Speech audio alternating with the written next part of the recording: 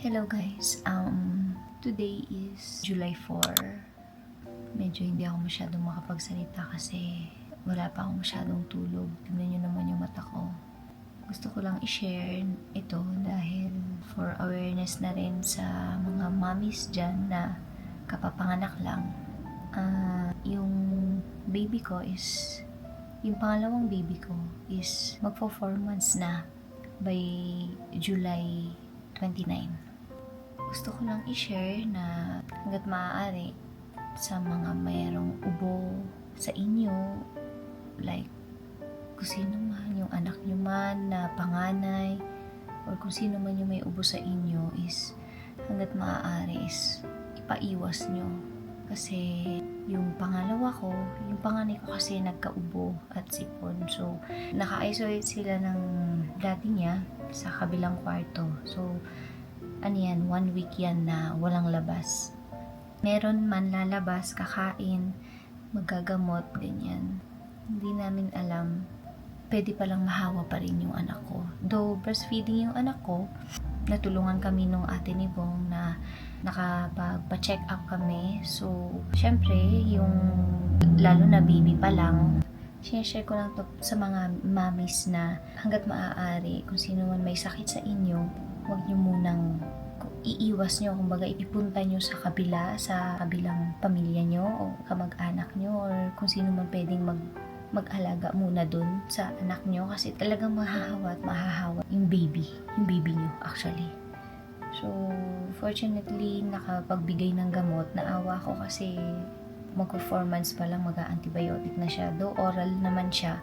Pero syempre, dahil baby pa, di ba parang nakakaawa.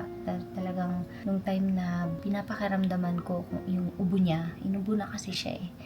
Nangyari kasi niyan is, akala namin laway lang na kaya siya inuubo. So, pag tuwing hawak namin, nauubo siya. Pero, madalang lang pagka binubuhat namin, ganyan. Akala namin laway lang na uubo lang siya sa laway niya kasi sobrang dami niya maglaway.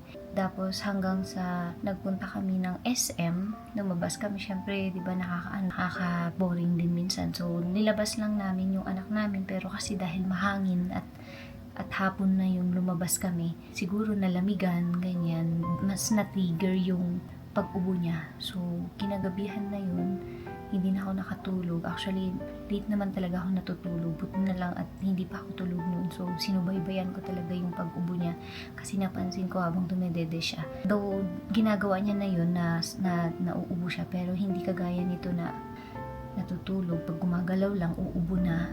Tapos dry cough pa. Then, magigising siya, uubo siya, ganyan. Pero, pag natulog naman ng mahimbing naman yung tulog niya, tsaka hindi siya nauubo. So, wala siyang lagnat, buti na lang at wala siyang lagnat.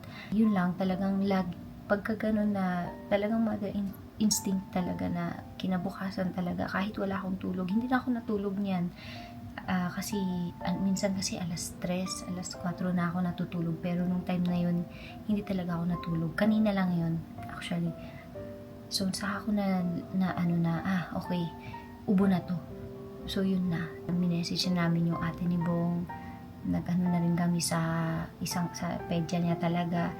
Pinunta na namin para makaano na ng gamot. So, ayun, binigyan na ng gamot yung baby ko. So, ngayon, first night pa lang niya na umiinom. So, 3 times a day. Sinusubaybayan ko pa. Kahit alam mo yun, nakaka-trauma. Kasi, hindi lang naman sa pangalawa ko nangyari yan na inuuboy, pati din yung panganay ko dahil yun nga, tinanong din yung pedya kung may lahi na daw kami na may asthma, ganyan. Though hindi naman kami yung sa side ni mister, sila mismo. So ang dun is ang gusto ko lang sabihin at for awareness na rin para sa mga mommies na may baby pa, kapapanganak pa lang, wag nyo munang ilalabas yung mga anak nyo ng syempre, 3 months. Hanggang 3 months. Hanggat baby pa actually, kahit hindi nga 3 months hanggat baby pa, huwag yung munang ipapahawak kung kani-kanino, huwag yung munang lalo na yung kamay nila. Ako kasi, malinis ako dito sa anak ko eh.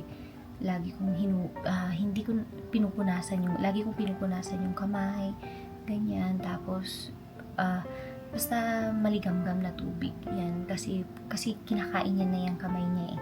Nung 3 months siya, kinakain niya na. So, minsan kasi pag may mga nakukyutan sa kanya, hinahawakan yung kamay. So, sinasabi ko, wag hawakan yung kamay. Minsan may nagkikis sa kanya, pero ayoko. Sabi ko, wag kasi baby pa yan. Kasi dahil nga ang daming mga nangyayari na nahahawa yung mga baby. So, for awareness lang na yun lang yung sasabihin ko pag may mga ubo, may mga sakit yung mga nasa bahay nyo at meron kayong baby, hanggat maaari ipaiwas nyo muna kasi ano din yan, kahit pala na naka-isolate na sila ng daddy niya, talagang hindi sila natulog sa kwarto mismo namin, pero ganun pa rin na nahahawa pa rin. So ang mangyayari niyan, talagang hihiwalay talaga sila, yung mismong kung sino man yung may sakit. So, syempre, 'di ba, as nanay, kakabahan ka, lagi ka maaano ka, matotrauma ka o kaya maprapraning ka dahil syempre anak mo 'yan eh. So, yun lang.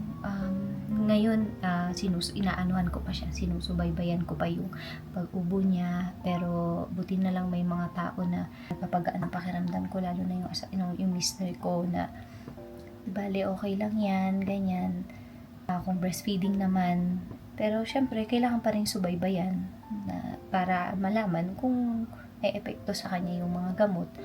Doon buti na lang wala siyang lagnat, at least doon ako panatag, wala siyang lagnat, pero syempre hindi pa rin ako makakampante dahil inuubo pa rin siya. So talagang 2 to 3 days daw anihin ko. So pag daw meron pa rin at pupunta ako sa pedya pa rin niya. Yun lang.